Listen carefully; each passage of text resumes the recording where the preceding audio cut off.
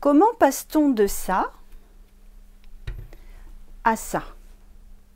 Comme vous le savez tous et toutes déjà, on passe donc de cette étape-là en récupérant la laine de mouton, d'alpaga ou de la chèvre après la tonte. Donc le mouton le plus utilisé au niveau de la laine est le mouton mérinos. Il est d'origine espagnole et il a été notamment exporté dans différents pays grâce à la colonisation et après grâce aux échanges commerciaux. Et à l'époque, donc sous le règne notamment d'Élisabeth Ier, pour vous situer un petit peu au niveau du temps, c'était une richesse énorme d'avoir des moutons, de la laine. Ça a d'ailleurs contribué beaucoup à l'évolution économique de l'Empire britannique. L'alpaga, quant à lui, est originaire du centre des Andes, donc Chili, Bolivie, Pérou. C'est une laine très très douce, qui a donc été aussi importée en Europe suite aux échanges commerciaux. Vous avez la chèvre qui, grâce à elle, donc, donne des pelotes de mohair très très fins. La laine est triée, lavée, cardée, peignée. Et la résistance de la laine dépend de la torsion de la laine. Plus elle est tordue, plus elle est résistante. Et ce que tout le monde ne sait peut-être pas, c'est que la laine, en fin de compte, c'est une fibre creuse recouverte d'écailles. Et quand vous achetez une pelote de laine, il faut surtout regarder au niveau des étiquettes. Si on prend le détail de celle-ci, on peut s'apercevoir qu'il y a différentes petites figurines et petits logos. Donc il faut s'attarder bien sûr à la taille des aiguilles à utiliser en fonction de la laine. Donc vous avez toujours le petit logo des aiguilles qui vous indique s'il faut prendre des grosses aiguilles ou des petites aiguilles.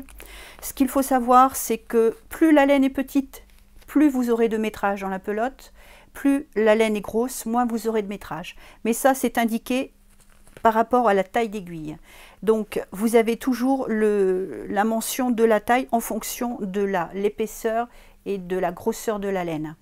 Vous pouvez voir aussi la constitution du fil. Là vous avez par exemple de la laine de l'acrylique et le poids de la pelote. En général ce sont des pelotes qui sont entre 50 grammes et 100 grammes. Mais le plus utilisé, ce sont vraiment les plus utilisés, ce sont vraiment les pelotes de 50 grammes. Vous avez donc un petit carré où vous avez écrit 10 x 10 cm. Ça, c'est l'échantillon à réaliser. C'est le nombre, c'est ce qu'on appelle la jauge. C'est pour équilibrer votre échantillon, pour savoir sur 10 cm combien il vous faudra mettre de mailles et aussi sur 10 cm en hauteur, combien il faudra faire de rangs. Et vous avez aussi l'indication si vous pouvez passer votre laine à la machine, si vous la lavez à la main, si vous pouvez la repasser, etc. En général, moi je sais que je suis un petit peu maniaque et je lave toujours mes laines et mes pulls à froid à la machine.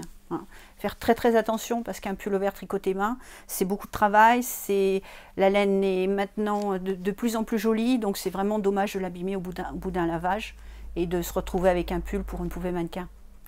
Je vous conseille pour vos pulls irlandais ou vos pulls avec points, une laine plutôt lisse et plutôt claire pour que les points soient bien mis en valeur et pas trop grosses. En général, on utilise des laines entre 3 et 3,5 pour avoir vraiment de beaux pulls avec des jolis points.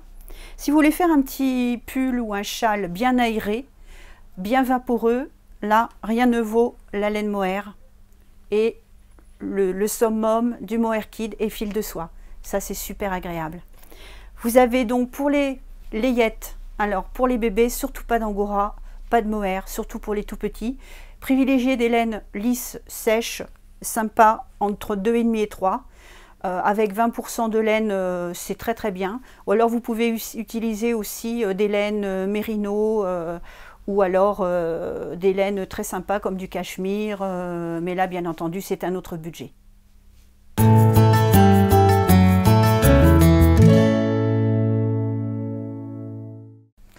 Ma boutique se situe à Saint-Junien, en région Limousin, dans le département de la Haute-Vienne, entre Limoges et Angoulême. Donc je vends de la laine de différentes marques, donc vous pourrez y trouver de la laine fil d'art, Bergère de France, un petit peu de laine Adria fil et de la laine Katia dans tout ce qui est laine fantaisie échinée. Vous trouverez aussi du tissu, du ruban, des boutons, des perles, des attaches en cuir et de la broderie. Et vous trouverez également tout ce dont vous avez besoin pour tricoter et crocheter, des aiguilles, des arrêtes-mailles, des aiguilles à torsade et de nombreux modèles donc des différentes marques et également des livres très instructifs des éditions de Saxe sur le loisir créatif, le tricot et le crochet. Voilà, je vous attends chez Chris Maille et je vous dis à très bientôt.